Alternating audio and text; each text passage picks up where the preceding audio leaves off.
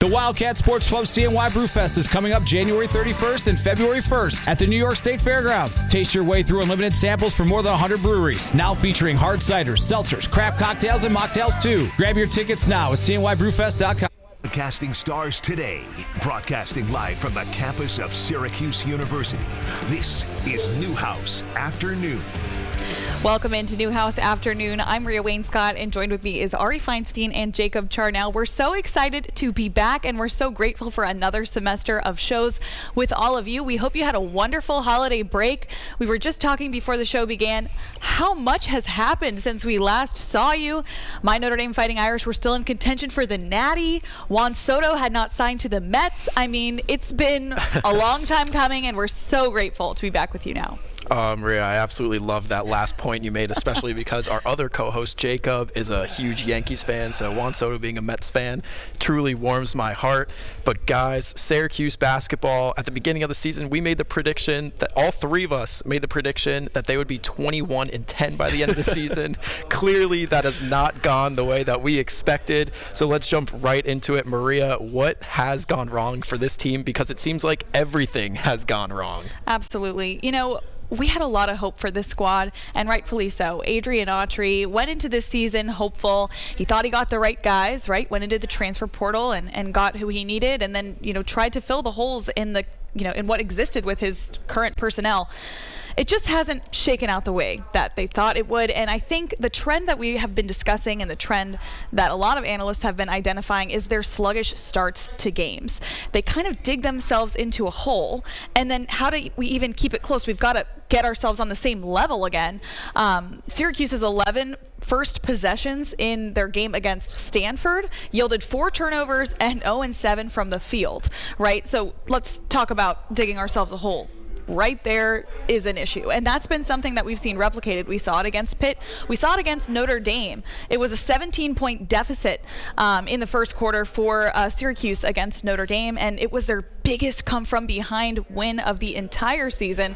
Super exciting, and I was really hoping that would be the momentum turner for the season for Syracuse. We're just hitting the midpoint, but unfortunately that Stanford game has cemented that that's still an issue we're dealing with. Yeah, I mean, you want to talk about a slow start. You go down 17-0 to start the game against Stanford. You're not gonna win. It's just not possible. Now 3 losses in a row.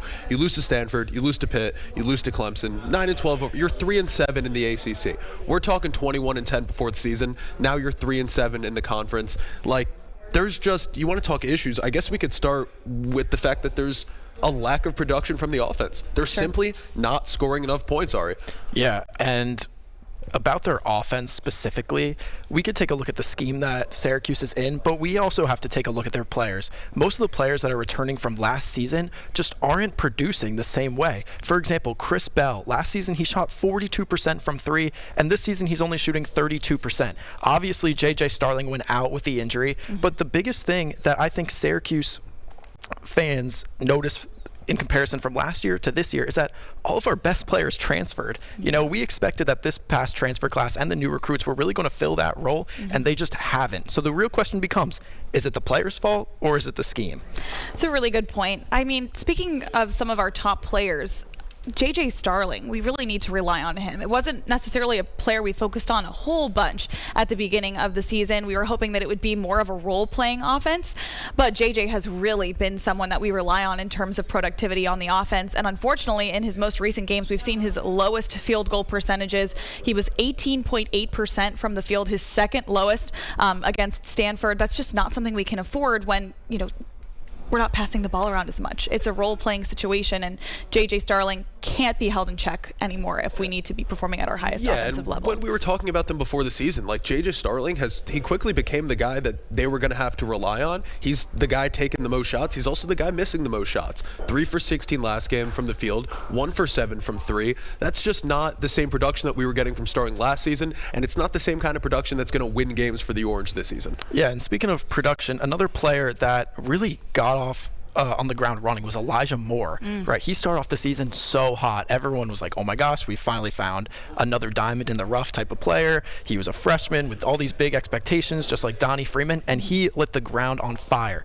And since the beginning of the season, we just haven't seen that same production. He cooled off dramatically, and now we're really just getting consistent play from just Eddie Lampkin and JJ. That's really been this offense's identity this whole season. Jaquan Carlos isn't the player that we thought he was going to be for this offense, despite his big game against Stanford. So it's just a big expectation thing that these players have been falling short of. Yeah, Absolutely. and you want to talk about the big difference in that Stanford game between the Cardinals and the Orange.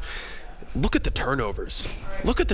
14 turnovers from the Orange. Stanford had 19 points off turnovers. That's the difference in the game. Right. That's the difference. You lose by 9. You just limit the amount of turnovers. You play safe and reliable basketball, and you win these kinds of games that really you should be winning. Right.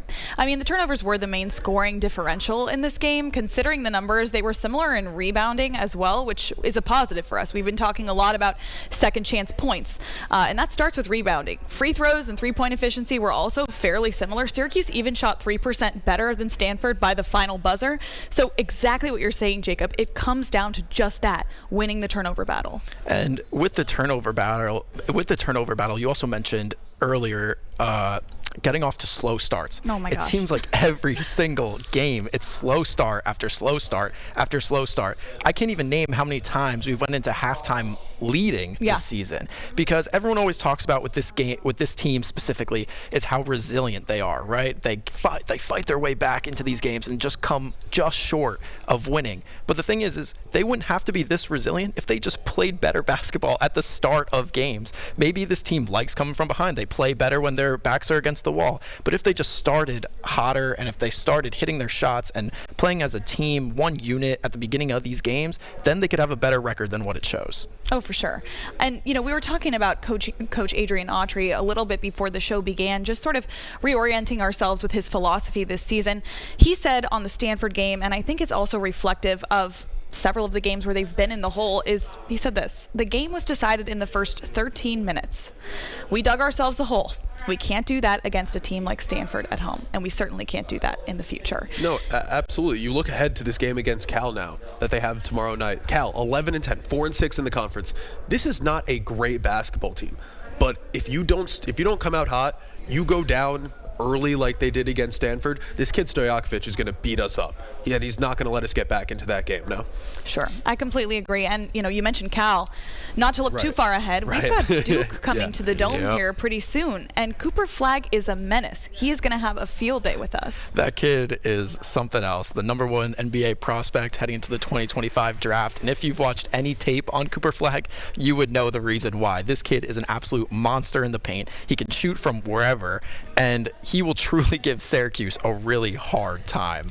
Absolutely. Syracuse is going to need a miracle. While they are incredibly well led in Coach Adrian Autry, and they've got the seniority in terms of some of the players that have been to high levels of competition before, they're going to have to step it up, and they're going to need a miracle in order to get themselves even on the bubble. We also talked a little bit before the show about the seniors here at Syracuse not being able to have a special experience that other classes, graduating classes of Syracuse's past, have been able to enjoy in the past. The Orange is not even a bubble team right now, and if Syracuse misses the tournament this year, the graduating class of 2025, Ari included, will be the first class since 1972 to not see the Orange in an NCAA tournament. Yeah, when you just read that stat, it's just disappointment. It's just disappointing, Our football team, for example, they had a great senior season for me, Totally. And it was awesome to see. And it's really unfortunate that Syracuse basketball won't have a special tournament run, because I remember being on a call coming into my freshman year of Syracuse, and everyone who was on that call was watching the Syracuse versus West Virginia game, I think it was. And I still remember whoever was running that meeting had the game on another screen, and they were just going crazy. So when Syracuse is in the tournament, it's really something else on campus, outside of campus. Like, everyone is buzzing. The city of Syracuse is buzzing. So it's really unfortunate that I won't be able to see a tournament run. This is a diehard school. We were saying it before the show. This is the students that come here are passionate about the sports here, right? The fact that, you look at just this year, right? The football team on the up. There was just a certain aura around campus with the football team that people were excited about. People are excited about the future for this football team. Talking about the schedule next year, which I'm sure we'll get into at some point on this show. But the basketball team just hasn't had that same level of excitement, right? Coach Boeheim leaves. They bring in Coach Autry, and honestly, it's a lot of the same issues that were going on around the end of Coach Boeheim's run here. And I don't know whether I don't know if it's a system issue or a player issue, but I can confidently say that the Orange basketball program is not where they should be at based on their legacy right now. And you could see that in the stands also. You know, the attendance is way down compared to last season when we won over 20 games. Everyone was expecting that same kind of season this season, and we just haven't seen it. And the attendance is reflecting that, and the excitement, like you mentioned, around this basketball program. I think there's still a lot of hope for this program, though. Like we mentioned, the leadership, tremendous. Coach Adrian Autry knows what he's doing. He's a homer. He played for this team. He's proud to be a Syracuse alum and a Syracuse coach. And I think it's just going to take a spark from someone off the bench, like we saw in Jaquan Carlos. He was the biggest shock of the night. He tied his season high with 16 points. That's just what we're going to need to see from more guys coming up. So hopefully we can get more of those sparks just ahead of Duke. Guys need to just reignite their confidence because, like I said, we're going to need a miracle to get on that bubble. The only way we're going to win that game is through momentum. I mean, Cooper Flagg leads that team in points, rebounds, and assists. Like, this is going to be, it's going to be a bloodbath in the Dome. But, I mean, maybe we can catch some momentum, keep that game close, no? Absolutely. We'll be right back. You're listening to Newhouse Afternoon on ESPN Syracuse. If you want to chat with us during the break, head to QSportsTalk.com. Sweet, sweet. Quick little toss there. 20 points per game, 8 rebounds per game, 4 assists per game. I know. Cooper Flagg. He's gonna murder us. Unreal. And then, yeah. Unreal. It's Man. it's frustrating. Absolutely. Sorry if I sounded a little too harsh there. No, it's fine. I know. I was always trying to just add a little bit of positivity. Definitely.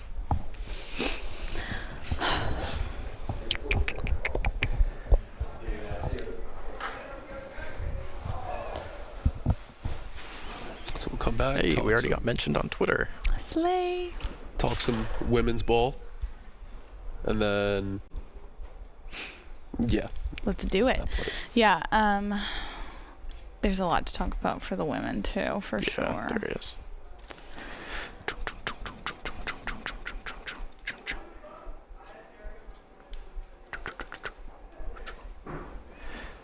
Bum, bum, bum, bum, bum, bum.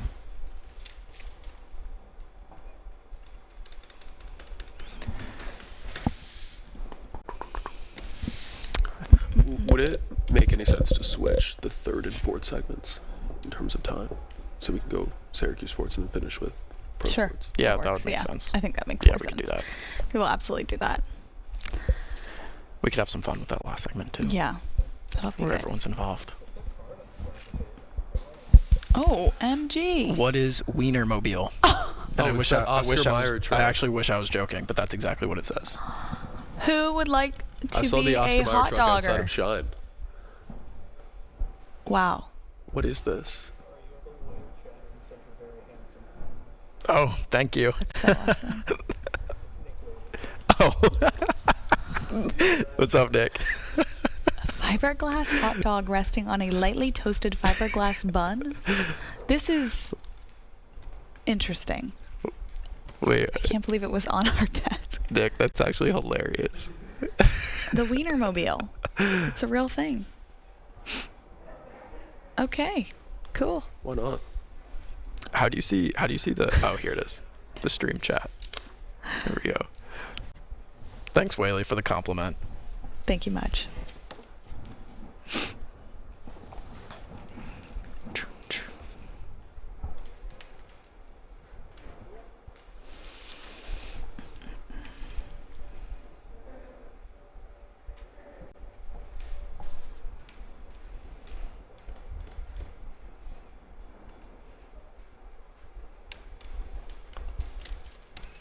All right.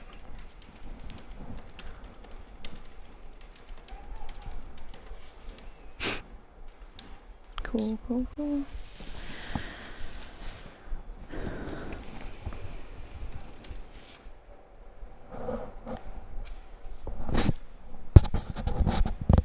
All I need is your love. That was just in my head, And it must have been because you were singing it, because I was like, where did I get that from? I love that song.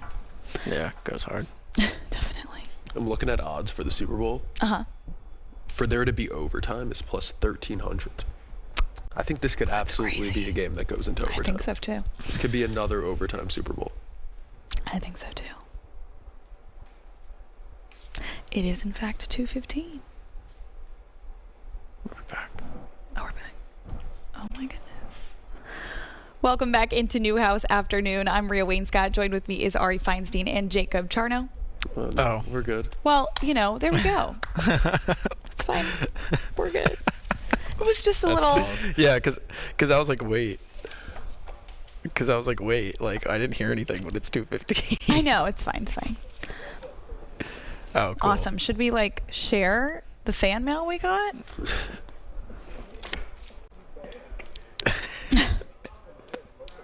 Sure. Can decide. Yeah, I'm like, I don't. Yes. It was here. I have a picture with that. Sportstalk.com. Tomorrow's broadcasting stars today. Broadcasting live from the campus of Syracuse University. This is Newhouse Afternoon. Welcome back into Newhouse Afternoon. I'm Maria Wainscott, and joined with me is Ari Feinstein and Jacob Charnow. We're so excited to bring you some analysis on Syracuse women's basketball. But before we do that, this hour of Newhouse Afternoon is powered by Drivers Village Cicero. Go to dvoffers.com for more info.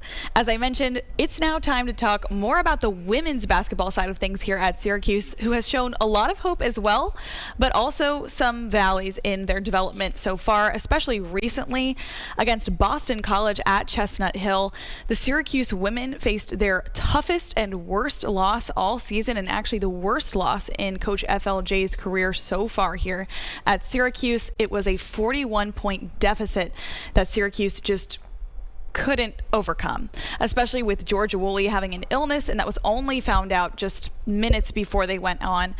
Just a tough situation, but Syracuse has bounced back, and since then they nearly beat 20th ranked NC State and defeated Clemson at Clemson. So there's some hope for sure. Yeah, I mean, it's absolutely tough when your best player is out minutes before the game, when you find that out, and it's tough to adjust to that game plan, especially against a good team in Boston College. But I think the main issue with the women's team so far has been inconsistency and defense, honestly. It feels like a revolving door kind of defense, just letting everybody in, letting everybody score. The games that they're losing, 74 points, 92 points, 72 points, you need to lock that down. And we talked about it before the show, and we talked about it before the season. Mm-hmm. When Daisha Fair left and she went to the WNBA, there was a change in the culture and the way that this team had to play, and it became more of a role player kind of team rather than one player is shooting 30, 40 times per game. Mm-hmm. And I don't think that the Orange have done a good enough job all around. I don't think all 5 players in that starting lineup, or if all 5 players on the court at the same time, are doing enough and working well enough as a team to be able to compete in the ACC this season. Yeah, and like last season, Syracuse women's basketball just had so much talent. Like you mentioned, Daisha Fair, Alyssa Latham, and obviously her departure has been huge. But we said it earlier on shows last semester too, is that this was going to be more of a role player and who was going to step up, right? We mentioned last semester that Sophie Burrows was going to have to be one of those players to really step into that Daisha Fair role. And she's done a good job, right? Last season, she only averaged 5 points a game, and she's since doubled that to 10 points a game, which is great. That's great for her development. She has the second most points on the team, which is also great. But the thing is, it's hard to replicate a player like Daisha Fair and what she brought to the table last season. Agreed completely. Jacob, you touched on it. The revolving door of defense. I love that. I think that's really interesting. I'm actually sidelining a game next week. I'll have to chat with Coach FLJ about that. She's not super happy about the way the defense has been perceived this season and the way that they've been performing, because in practice they play hard. She wants vocal leaders on the team to not only support each other when they're doing something really well, but also to hold them accountable for when they make mistakes, be their loudest cheerleader and their biggest critic. And I think that really benefits the team in terms of culture. It's been great. We've seen really good things from this squad, but the one thing that worries me is that they are disrespecting the defense. That was her quote that she gave me in a sideline interview once. They're disrespecting the defense. That's something that she prided herself on when she was here as a player. And for them to be not getting rebounds, turning the ball over so much. It's just hard for her as a coach to continue on. And then she even said her bigs, like Isa Verjao, they're not getting in there at the right time. And when they do get in there, it's when they're in a deficit. So even in that Boston College game where we saw Isa Verjao reach some career highs in terms of rebounds, it just wasn't enough. We didn't have Georgia Woolley. We didn't have our spark plug in Sophie Burrows to just get us to that, that threshold where now we can capitalize on getting our bigs in there and just getting a couple points here and there when we need to extend that lead. It's a similar issue actually that we talked about with the men. They get themselves in these holes when their role players aren't performing in terms of shooting, and then we can't utilize the bigs in their particular skill positions either. Yeah, and another thing I want to mention with this team specifically is just how young they are, too. They're also relying on two bigs and Kira Scott and Shai Hawkins, who have been solid for this team, but this season, I would say, is more of a rebuilding type of year, kind of a retooling, and next season specifically should be that year where they're finally back playing up to their competition. They have two massive recruits coming to Syracuse next season. Jasmine Cooper, who committed to Syracuse on July 1st, ESPN ranked her as the 54th best prospect in her class. That is the highest ranked prospect in the FLJ era, with her and Justice Fitzgerald, who committed to Syracuse in September. She was named to the North All-State team of Georgia Athletics, right? So these two players, they're going to bring a lot of promise to Syracuse women's hoops next season, plus all the returning young players that they have that I mentioned. This team should be a lot more competitive come next season. Yeah, I also really want to touch on the fact that we talked about it with the men's with Coach Autry. I think FLJ is the perfect coach to lead this team. I think that is undeniable. I think the kind of grit and passion that she has just for the sport of basketball and for this school and for this program is unmatched. And I think that although this year might be disappointing, I think, like you mentioned, with the commits coming in and the transfer portal and all that, I think that this year you had to expect it not to maybe go like this, but to be down from last year after, the run that they went on last season. Like, they obviously don't have that one player to go out and single-handedly win them games. So you build that roster up. You mentioned it. I like the idea of calling this a rebuild year. Mm-hmm. Next year they come in with those transfers, those commits, and I think they compete a lot more in the ACC. There's definitely an encouraging amount of optimism. I've shared many times that I work closely with the women's basketball squad, and something that's really promising about Coach FLJ is she's all about that next man up mentality too. So when Georgia Woolley was down, she was popping in another starter. Olivia Schmidt, she's a freshman this season. We should definitely talk about her more on this show as she gets more playing time. She's fantastic. She's a little spark plug. She's a little bit shorter on the squad, but she is absolutely a firecracker when she's in on offense.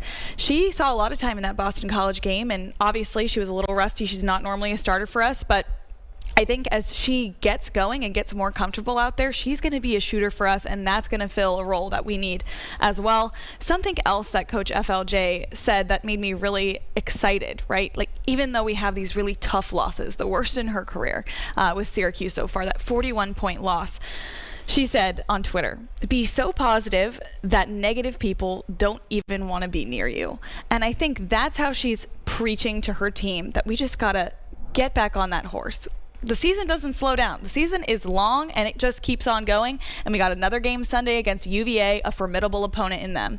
So we got to be positive, and we can't let the negativity and all the haters get to us. Yeah, absolutely. And every single game from here on out, they just have to play together, play as a unit, right? They have to forget about all those tough losses. It's like this is kind of going to be kind of a reach of comparison, but it's like the NFL in the sense we can't worry about what happened in the past. We have a game next week and we're focused on that, whatever. Moving on to this upcoming game, they just have to forget about everything that's happened in the past, right? That loss that they faced to BC, obviously brutal. Really they just have to clean slate heading into this game. They have to be ready to go and then just be prepared. Yeah, Absolutely. Every single game you have to look at the rest of this season, especially with the young core that they have, as just keep building it up, keep building that chemistry. UVA, this is obviously a very beatable team. They're coming off 4 straight losses, including one to BC, I believe. So you just go in there, play your game, keep building that culture around the Syracuse women's basketball team and this program, and just stick to your I don't know, what am I looking for here? What am I looking for? Stick to your guns here. Stick to your guns. Stick There you to go. your guns. I was wondering. Play your game. No, there you go. And I think something that the women's team does incredibly well, that sometimes we see not so much with the men's team in terms of peaks and valleys. The women are incredibly good at capitalizing on momentum. So that loss happened, right? We keep talking about it. But I think it's important because they keep talking about it in practice. I know they're using it as a teachable moment. And so what they're doing is making sure that they never get back there. They need to remember how bad that hurt so that every day they can keep getting better. And I think that's so important. We saw it when they almost defeated NC State in the Dome, ranked number 20, and then they went to Clemson and beat Clemson. That's another formidable opponent. So I think as long as they can continue on this momentum rise, I think that they're going to win out on Sunday. And a big part of that is FLJ and the culture that she's built here at Syracuse. She doesn't give up on her girls, and her girls don't give up on her, which says a lot about the way she holds the team together in times of inconsistencies where they're constantly losing. She's so good at keeping them together and not giving up on the season. Sure, we're a little bit more than halfway now, but the players, they continue to buy into her philosophy, which is why that they've been able to come back from tough losses. Absolutely. Yeah, I can't wait to see how Georgia Woolley comes back and is in the Dome. It's been a while since she's played, and we've seen her comfortably play after her illness. So I'm really looking forward to seeing what she can do when she's at her full strength with Sophie Burrows out in the corner there. I think they're going to just capitalize on that momentum, just like we mentioned. You are listening to Newhouse Afternoon, and we will be right back here on ESPN Syracuse. And if you want to talk to us, you can hop on the Twitch stream or look at us at cuesports.com. This is Sorry, Orange Nation. Cuse There is still, I sportstalk.com. think, internal pressure on this 8 team, million and maybe words external coming out at pressure once. too. Because Sorry.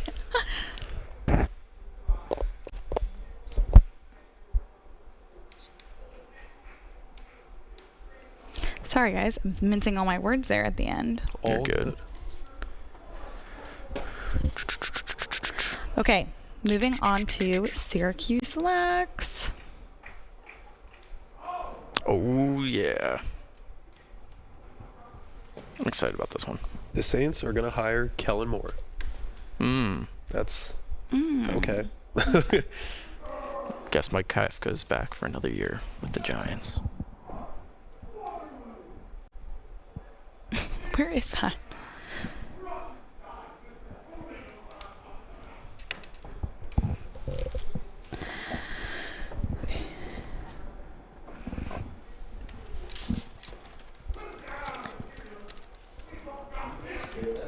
Yeah. I was like, where is that coming from? What is that? Woo. Cuse went 12-6 last year. That for is lacrosse. crazy. I thought they did better than that.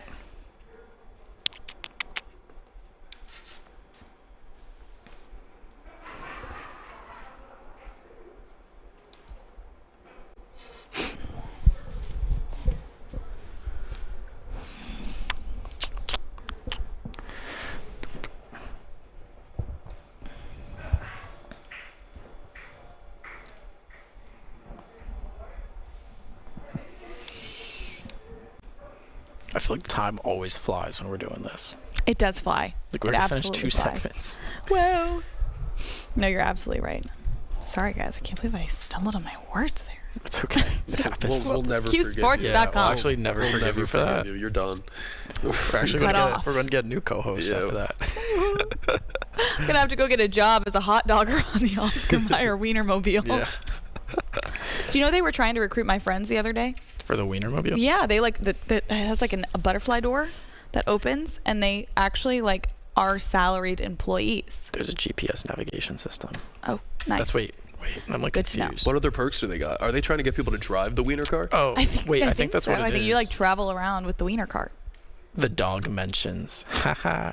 Height 11 feet, length 27 feet, width 8 feet, weight 14,000 pounds. What is that, like a baseball card? What? I have no idea. They got It's like a stats? postcard. It's saying like the condiments, Gulf wing door with automatic retractable step, hot dog shaped dashboard. It's pretty sick. It's a lot of good, Take a look lot of good at that. perks.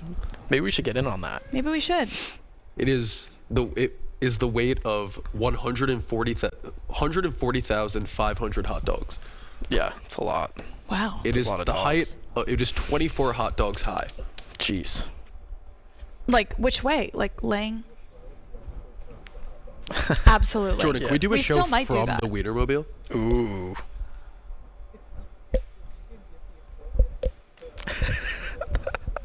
Awesome. Well, I'm keeping you on your word there. It was just driving around. I mean, I think we could definitely get in on that. 6 mustard and ketchup colored seats. We could eat hot dogs in between breaks. That's electric. Yeah, honestly, we should do that. I would be down to dress up as a hot dog. My dad texted me and said, some guy in the chat said, Ari is handsome. Thanks, Nick. You should say, thanks. Like, I'm a fan. And it's got CarPlay. That's pretty cool. Does it really? Yeah, it's got CarPlay. Damn. Yeah. Yeah, Dad, there's always somebody in the chat that's saying I'm handsome, so.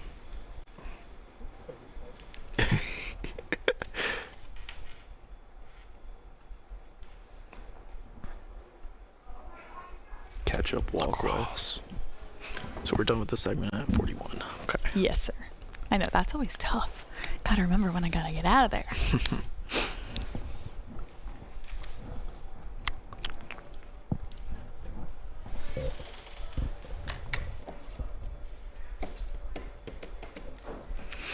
.7 and 100.1. Watch live on CuseSportsTalk.com. Tomorrow's broadcasting stars today. Broadcasting live from the campus of Syracuse University. This is Newhouse Afternoon. Welcome back into Newhouse Afternoon. I'm Maria Wainscott. Joined with me are my lovely two co-hosts, Ari and Jacob. We're going to get into some sports around the hill now, and we're going to take a look at Syracuse men's and women's lacrosse. Starting with the men, it's been 257 days since Syracuse men's lacrosse has had the sour taste of defeat in its mouth after falling to Denver in the NCAA quarterfinals. Ari, go ahead and kick us off.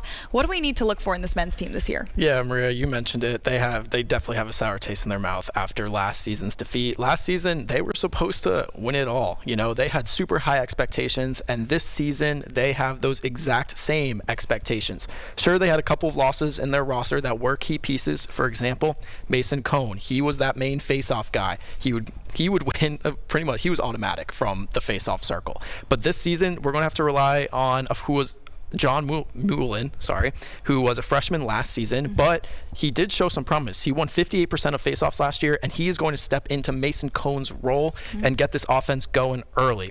So that's a big question, though. Hopefully, he produces the same way as Mason, but only time will tell.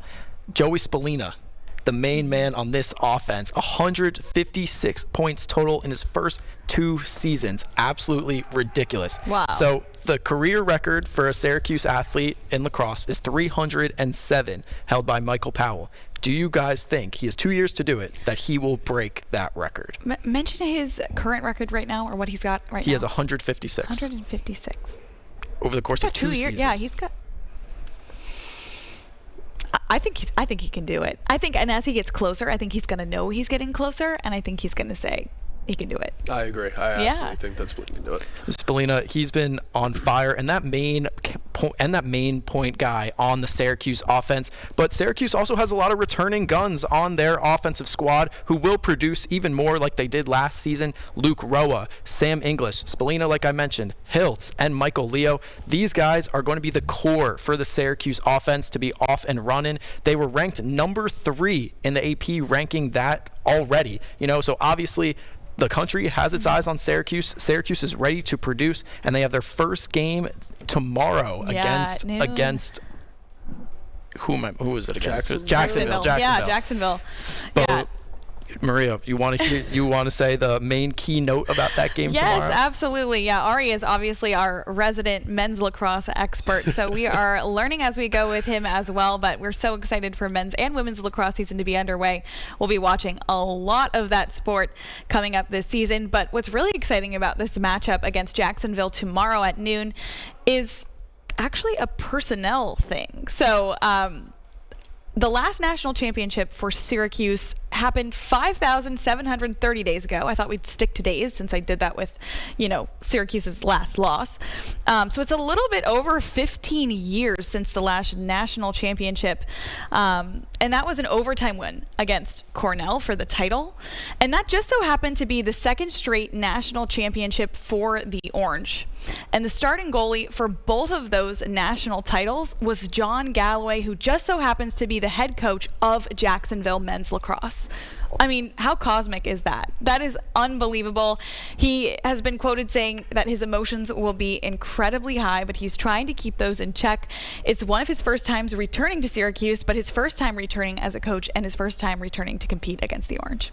Yeah, that's awesome. And for that little goalie connection, last season, Syracuse, they had Will Mark. He was a standout guy. Obviously, he graduated onto bigger and better things. So they now have Jimmy McCool as the starting goalie for this season. And if you have a name like that, you better produce, because that is one heck of a name, Jimmy McCool.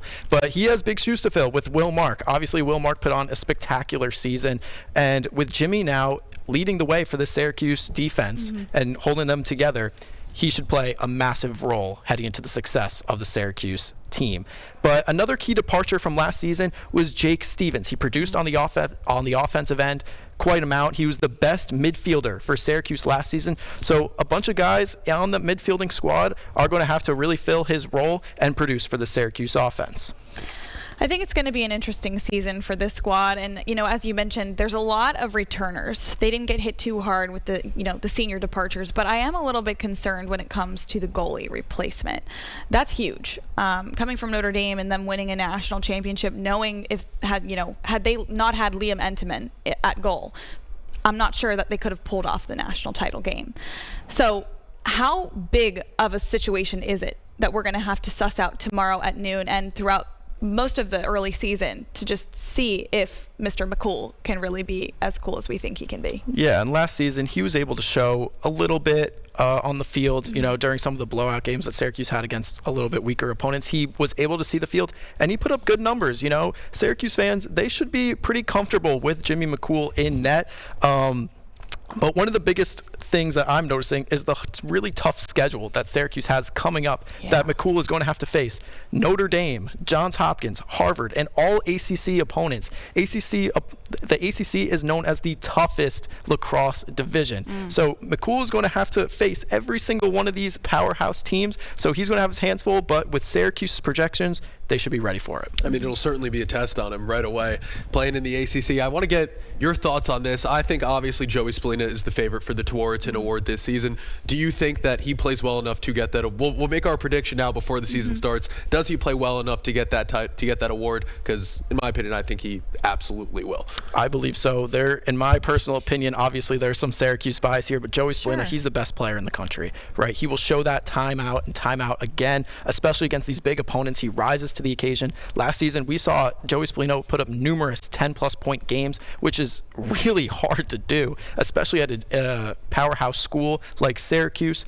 But moving on from the men's side, next week, the women have their first game against Albany. There's a little bit more concern for the women's team than the men's. This season, Emma Tyrell is no longer a part of the Orange after she graduated, and she had a 90-plus point season. She was that main point scorer. She was the offense.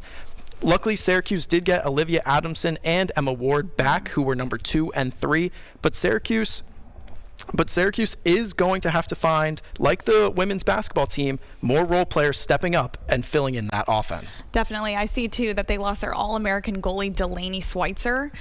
That's tough. We just talked about that with the men's program. Your goalie is everything in terms of trust on that field. And so I'm sure that they'll still have some kinks to work out early on in the season. And there's no rest for the Wicked. The women's team has a gauntlet in terms of a schedule as well, and I know Notre Dame is coming here, which is another formidable opponent.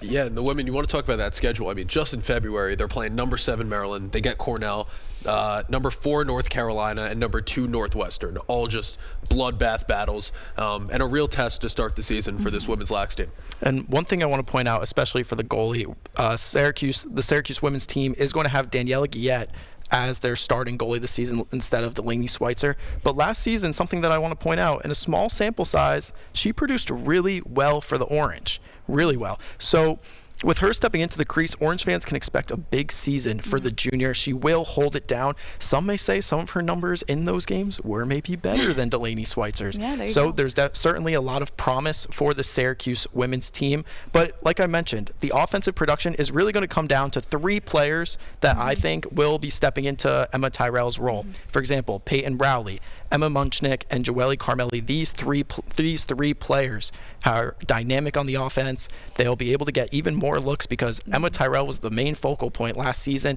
So really big things to come for this Syracuse women's team. Yeah, and Jacob mentioned just the gauntlet that these women have to go through in the next month or so.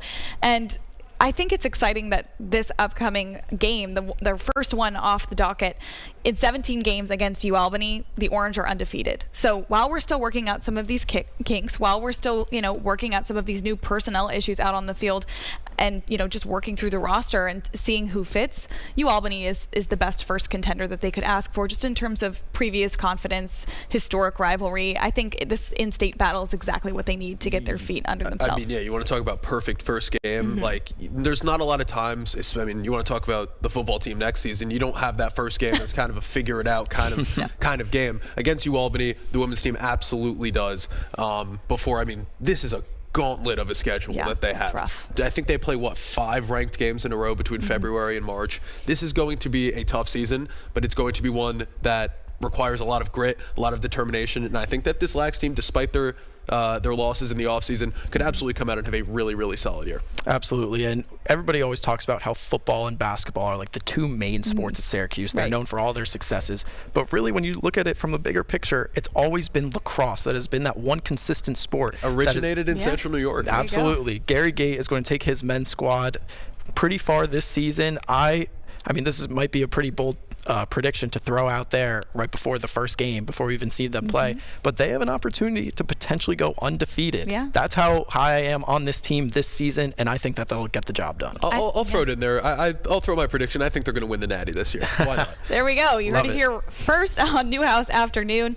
We'll be right back after this.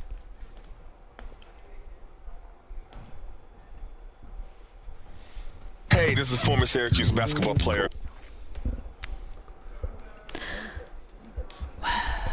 Undefeated. Crazy. Just in case. Oh, yeah. Ooh, that's solid. That's why I had to say I think they're going to win the Natty. Crazy. We got it. Doesn't matter. Give me Duke, give me Notre Dame. Don't matter. They got all the weapons this year. I will. I have to now. I got to compete with these two. I don't know. I will. Just say anything.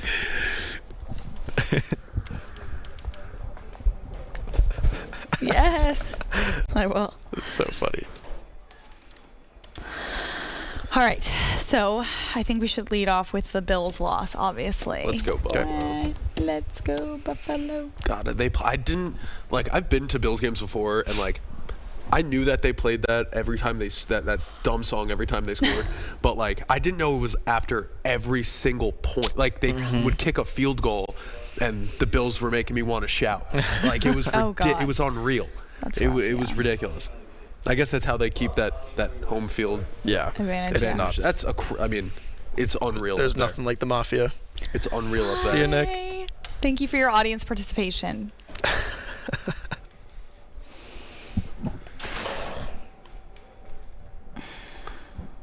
I hate hating on Josh Allen. I do too. But I hate it. Is he the problem?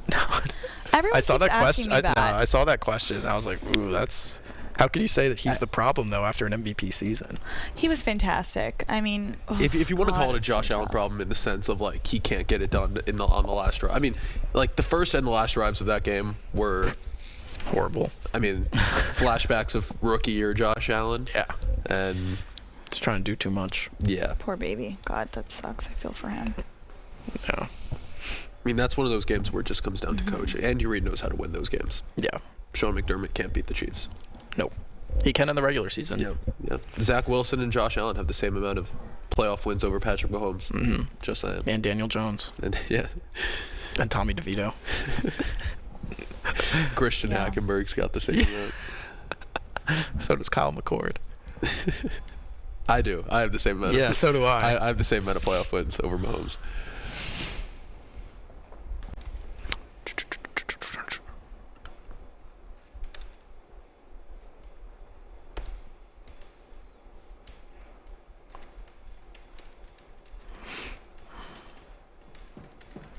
gotta eat lunch after this. Oh, lunch. Yeah. Good Lord. I got Halal Shack today. It was quite good. So your first time? No, it's just my first time in a long time. There's a lot of really good halal food up here. Yeah, there is. There's so much. There's a lot on There's so many Marshall. places. Yeah, there's like the one on Marshall. What's that one called? Medicombo. Medcombo. Yeah. I've I've never been there. never gotten that. Never been On my there. 4 years here, never gotten Medicombo. Really? Never. It's delicious. I mean, yeah, you like it? No, it's delicious. All right, maybe Cute. I'll have to try it. Yeah, maybe we should. I love Mediterranean food. I'm a big sushi guy. I am also a big sushi person. Do you get poke fish? I do, but I had it here recently and it was not good. Really? Yeah. There's a place called like Tai Chi, like over on Krause. There's one in DeWitt also. I like Oishi. I get that a lot. Interesting. Oishi reliable. sushi. It is very It's reliable. And they deliver till like midnight. Yeah, I know. Good It's to awesome. know. Good to know. Is that the one downtown? No, Oishi's It's on Marshall. Yeah, it's on Marshall. Okay, Or not on all Marshall. right. The one that Yeah, connects. it's that. Marshall. I call that. I call that it's on Marshall. Yeah. Like Okay. that CVS is I on. didn't know that Marshall. there Yeah, was it's like on a sushi place the on Marshall Marshall. CVS. But Yeah. cool. Good to know. It's like hidden. It's like hidden. Okay. You gotta the go, hidden like- sushi bar. You like Okay. gotta like go up some steps and stuff. It doesn't Alright. smell very good in there. Oh, that's always a good I sign. mean, of just a good sushi ringing place. endorsement for this place. Yeah. Yeah, for real. Go there. Go there, but it gotta be ready for the smell.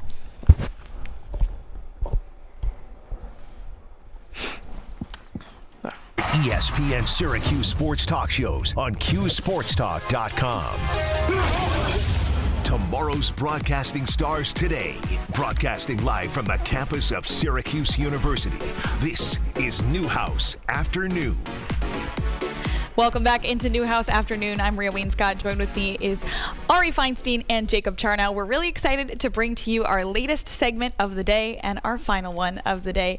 We're talking NFL, but before we get to the Eagles-Chiefs Super Bowl talk, we need to talk about Central New York's most beloved team, the Buffalo Bills, and their fall to the Kansas City Chiefs. Ari, do you want to kick us off? Sure, I will. Obviously, another disappointing loss for the Bills. I feel like I say that about them every single year, especially when it comes to the Chiefs. They're regular season warriors against the Chiefs, but can never get it done in the playoffs. And you got to feel for Josh Allen. I mean, he's always one step away from the Super Bowl, and he always has his one antagonist in the way, Patrick Mahomes. I swear, I feel like no team can just beat him before he has to face him in the AFC championship game. It's really unfortunate for the Bills, and like they said last year, maybe next year. I mean, yeah, you look at this game, and just this game against the Chiefs, another 3-point loss, another chance with limited time on the clock, late in the fourth quarter, for Josh Allen to come down and win the football game. And unfortunately, once again, he couldn't do it. And there's going to be a lot of talk about whether or not this is a Josh Allen problem or if it's a Sean McDermott problem. And I wouldn't call it a Josh Allen problem because, like we said, he's coming off an MVP season, and he got them there. But time and time again, when there's 3 minutes left in the fourth quarter, Josh Allen's playing against Patrick Mahomes and a chance to go to the Super Bowl, he can't get it done. Yeah, and I think, it's not to knock the Chiefs. The Chiefs are the best team in football. They are. Consistently, every single year, it's undeniable at this point that Patrick Mahomes and Andy Reid just know how to win. They don't empty their bag until they need to. The Bills, everything was out there on the table. You're running that tush push. Why was it unsuccessful? What was it, 2 for 6 on QB sneaks in this game? It's because they showed what was, every time Josh Allen got under center, they knew what was coming. They knew what was happening. This Chiefs defense is really solid. They played well every single year, but I don't think this is a Bills problem. I think this is a testament to how good Kansas City really is, because they come in, they put up 32 points against a top 10 defense in the NFL without using their best weapon in Travis Kelce. And I can guarantee you that in this Super Bowl, Travis Kelce is going to be featured quite a bit. I agree completely. I was just going to jump in there because, like you said, everyone knows this, and even Josh Allen knows this. He even said after the game, to be the champs, you've got to beat the champs. We just couldn't get the job done tonight. Just heartbreaking. I can almost hear him saying that. He just knows. Like, there's no other answer. The job has to be done. I almost felt myself not even feeling anxious when the game was kicking off. I was like, they gotta finish the job. This is what they have to do. And once again, he played well, but not well enough, right? It wasn't enough. You can't battle Patrick Mahomes and just play good. And they both played good. Even Patrick Mahomes, I thought it was fascinating. He played just a little bit better than Allen, and he eclipsed 30 points for the first time in the season. Is that not crazy? It's just the evolution of Patrick Mahomes. He's always been like this. He's always been fantastic. He used to have those moments where it would just be game-stopping, game-changing, but now he's doing these things where he's thriving in the margins, and he can win in a very low-scoring game. And I think that's also scary. But that's why I think, we're obviously going to segue to the Eagles eventually, but that might be the formidable opponent that they need to finally take them down in terms of running attack. That could push them because their ceiling is a lot higher in terms of scoring. And the biggest players always show up in the biggest moments. Patrick Mahomes, like you just said, they haven't scored 30 points all season long. And Buffalo's defense is really good. They were like 7th ranked in the NFL this year. Yeah. Like they were unreal. And this is the conversation that, I'm sure we are going to have it about, Mahomes versus Brady. But you look at Brady's career too. Brady had all these great defenses. Mahomes this year, people want to talk about Mahomes, Kelsey, Xavier Worthy, this entire offense. This defense is the best defense in the NFL. They have one of the best defensive lines. They have a lockdown secondary. It is going to be a war for the Eagles. I'm telling you, Jalen Hurts is going to have a terrible time throwing the football in this Super Bowl. It is going to be completely reliant on Jalen Hurts' rushing ability and Saquon Barkley. And I guess we could transition right into the Super Bowl talk. Sure. I think if the Chiefs can hold Saquon to under 80 yards rushing, then they are going to win this game. Because this defense, Chris Jones, George Karlaftis, Trent McDuffie, this entire secondary, these linebackers, Nick Bolton is a dog. Like, this team is, like, the Eagles are going to have a really tough time. A really, really tough time if Saquon can't get loose. Absolutely. And everyone always says that the way to beat Jalen Hurts is to make him throw the ball. And like you mentioned, the Chiefs, I wouldn't want anybody saying that about my quarterback. I'm just saying. That's like his one job. And like you mentioned, the Chiefs, their defensive line, I mean, honestly, every single defensive line that has faced Saquon Barkley in the playoffs, they've preached the same thing. Just stop Saquon, we'll win. No defense has been able to do it. You can say it's all talk. Yeah, like no defense has been able to do it yet. Right. So let me ask you this question. Why do you think that the Chiefs defense will be able to stop Saquon if nobody has been able to do it just yet? I think speed off the edge, honestly. Chris Jones. Yeah, that's honestly a good answer. Chris Jones off the middle. And, George Karlaftis has been he's fantastic. Really, really solid this season. And he's really been a formidable player for this Chiefs defense. But just that speed and scheme, and Coach Spags, man. Spagnuolo is just a dog. That's what they have. Former Giants defensive coordinator. That's what they have. Was he the head coach of the team at some point? He was. Right. I before the Jets hired Aaron Glenn, that was definitely a name that I was interested in, and I think every team should be interested in. This guy just knows how to scheme against everybody. He kept Josh Allen contained. He's kept every single player he's played against contained. The only player, this is insane to me. If you want to consider Patrick Mahomes' worst season, Patrick Mahomes' worst season, he made it to the AFC championship. Yes. It was the only year that he hasn't made it to the Super Bowl in his career. Like, he lost to the Bengals. Like, this team is a dynasty. It is. They win this year. They are going to. I am very confident that they are going to beat the Eagles in the Super Bowl. The Eagles have had their struggles all season. They're a great team, but the Chiefs, man, it's like Goliath. They're untouchable. They're Goliath. No, I understand. I hear you completely.